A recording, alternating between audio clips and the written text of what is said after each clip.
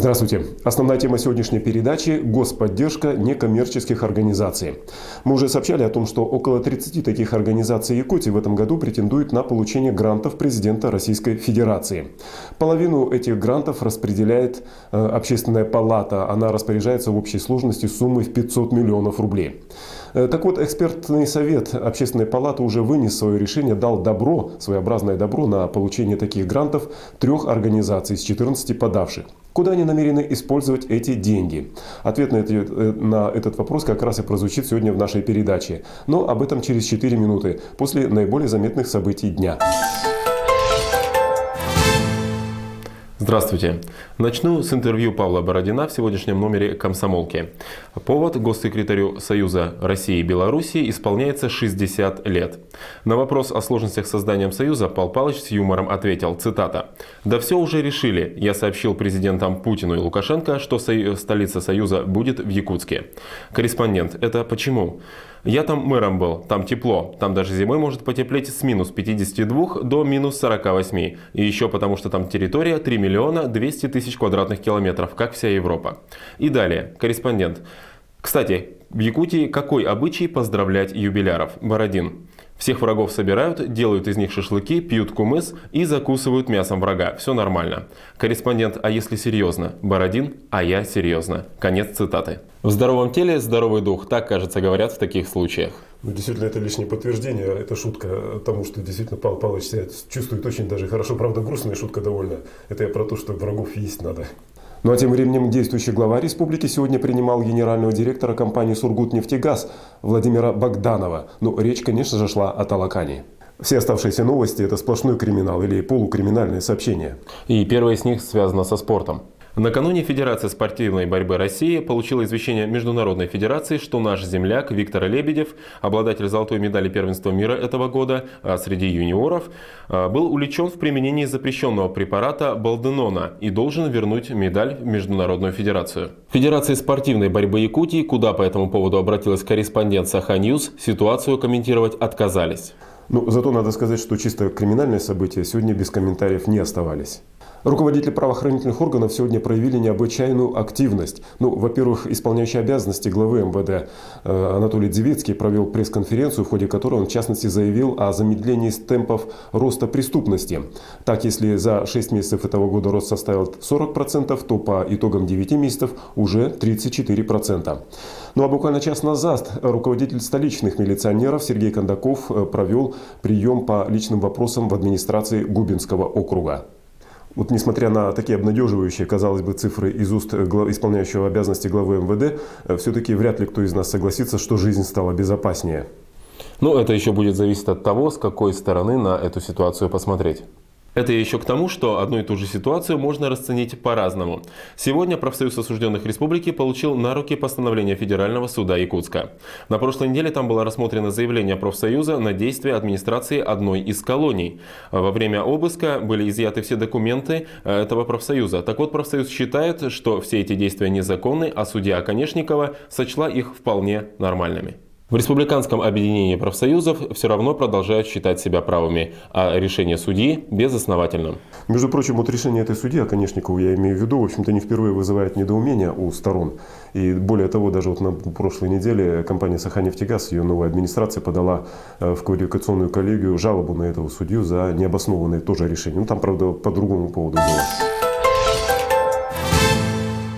Ну а теперь давайте обратимся к основной теме передачи. Итак, 3 общественные некоммерческие организации нашей республики получили одобрение экспертного совета Общественной палаты Российской Федерации на получение грантов президента России. Суммы они получат от 100 до 200 тысяч рублей. Они на такие суммы и рассчитывали. О том, каким образом они их намерены израсходовать, ну, грубо говоря, израсходовать, как раз и пойдет речь в сегодняшней передаче. Как ваш совет с этими деньгами собирается распорядиться? И, кстати, сколько их на самом деле у вас? Ну, конечно, мы рады то, что на первом этапе получили поддержку Общественной палаты Российской Федерации, и все, вот, скажем, организации, которые были поддержаны экспертным советом Общественной палаты как раз по данному конкурсу, внесены на утверждение президента Российской Федерации. И мы очень надеемся, что второй этап мы тоже достойно выдержим. Конкурс проводился по двум направлениям. Это, во-первых, создание центра, который будет, скажем, поддерживать общественное объединение в регионах. И второе – это укрепление материально-технической базы. Мы его внесли как раз вот по второму направлению, на укрепление материально-технической базы. То есть это мы запросили, скажем, оргтехнику, компьютеры. Ну, конечно, не такое большое количество, но тем не менее, которое нам было бы на сегодняшний день очень сподручно для того, чтобы помогать женским общественным организациям, которые входят в состав Союза женских организаций, оперативной информацией, подготовкой, разработкой различных информационных, методических материалов. Я думаю, что это, конечно, усилит эффективность женских общественных организаций. А о какой сумме идет речь, кстати? Ну, в принципе, мы три организации, которые на сегодняшний день получили поддержку. Это подросток, ассоциация Александр Григорьевич Подголов. Второе – это Координационный совет молодых ученых и специалистов, это Андрей Мартынов. Ну и вот наш союз женских организаций. У нас суммы небольшие, это где-то у кого-то более 100 тысяч, где-то у кого-то более 200 тысяч, потому что все-таки мы понимали то, что, скажем, аппетит надо тут умерить. Надо более реально запросить, скажем, грант для того, чтобы люди увидели, что... Да, потому что люди увидели, что люди хотят работать. Не просто так хотят какие-то деньги себе заполучить, а именно на использование практической работе. Но в связи с этим мы так и внесли.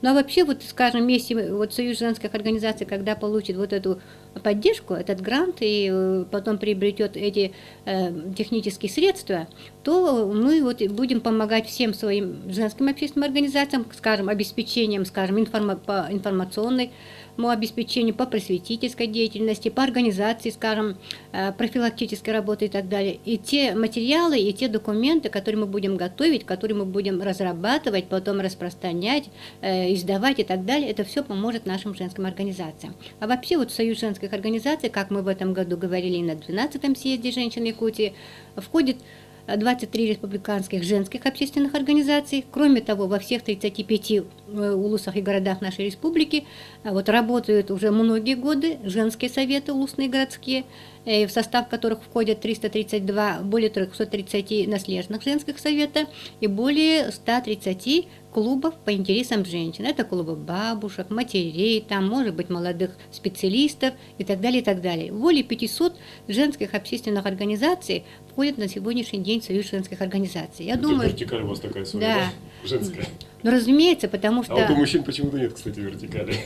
Но я думаю, что все-таки то, что последние годы в республике усиливается работа по поддержке отцовства, и мужчины сами начинают уже эту работу более серьезно ставить на организационном уровне, я думаю, что все-таки в республике в предстоящие годы, в связи с тем, что в будущем 2007 году в нашей республике пока планируется проведение съезда отцов, я думаю, что все-таки мы сможем... Отцы тоже оживятся. Да, это требование времени.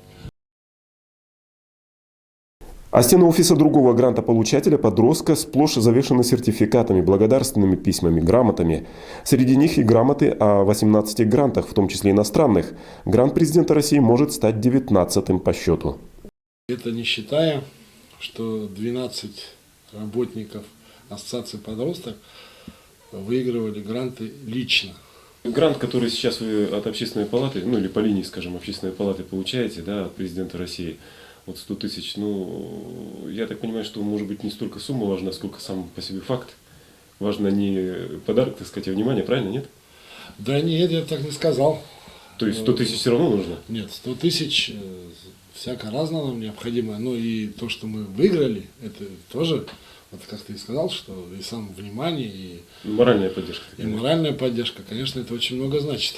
Номинально он именуется на улучшение, укрепление материальной базы. Да. В вашем смысле это что такое? Чтобы поддержать наши, скажем, досуговые клубы. Потому что у нас аппаратуры уже не хватает, старенькая.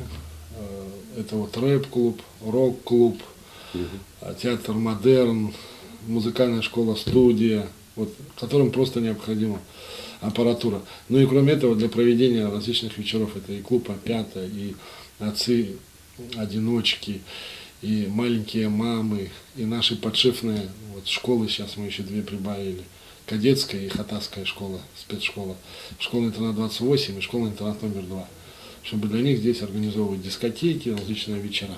Поэтому мы написали грант конкретно, чтобы купить себе очень хорошую звуковую и света Аппаратуру.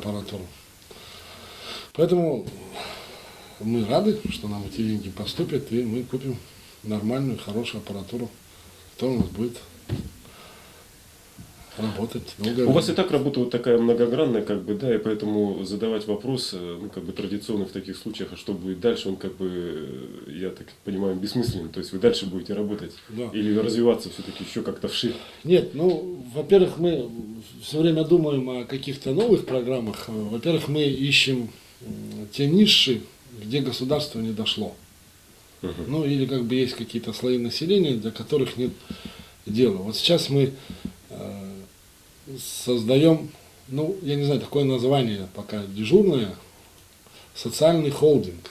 Боже мой, это что такое? Социальный холдинг, и назвать его просто ассоциация подростков.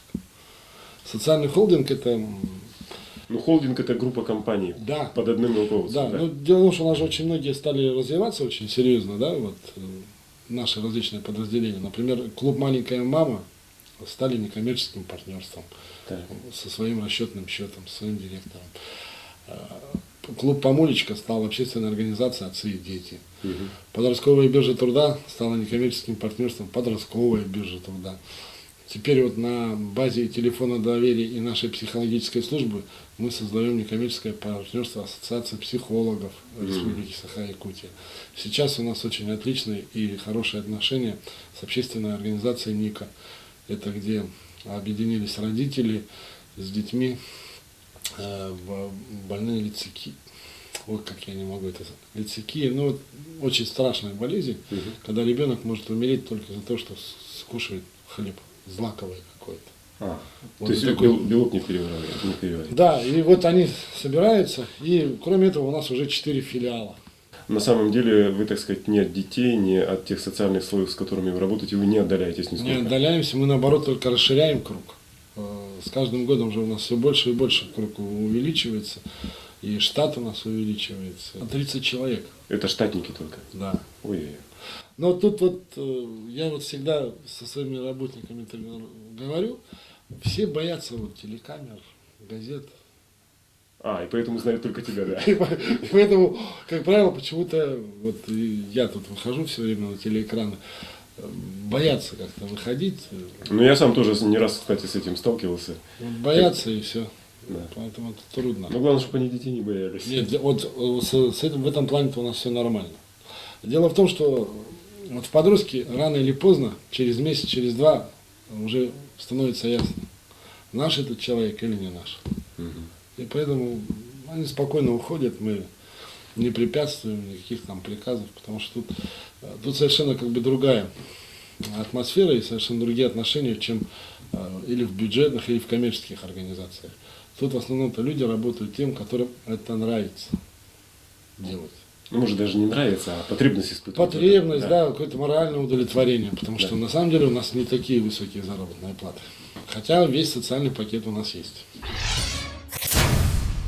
Не исключено, что вот эти 3 некоммерческие организации смогут получить гранты президента России 7 ноября. Во всяком случае, именно на эту дату у Владимира Путина запланирована встреча с представителями некоммерческих организаций в связи с Днем Согласия и Примирения. И, в общем-то, вполне уместно предположить, что именно там и будет объявлено решение главы нашего государства. Ну а тем временем еще 14 некоммерческих организаций нашей республики ждут решения, опять-таки, по грантам президента России, но уже тех, которые будут распределяться по федеральным округам. Ну, когда экспертное заключение поступит по этим заявкам, пока еще неизвестно. На сегодня все. До свидания.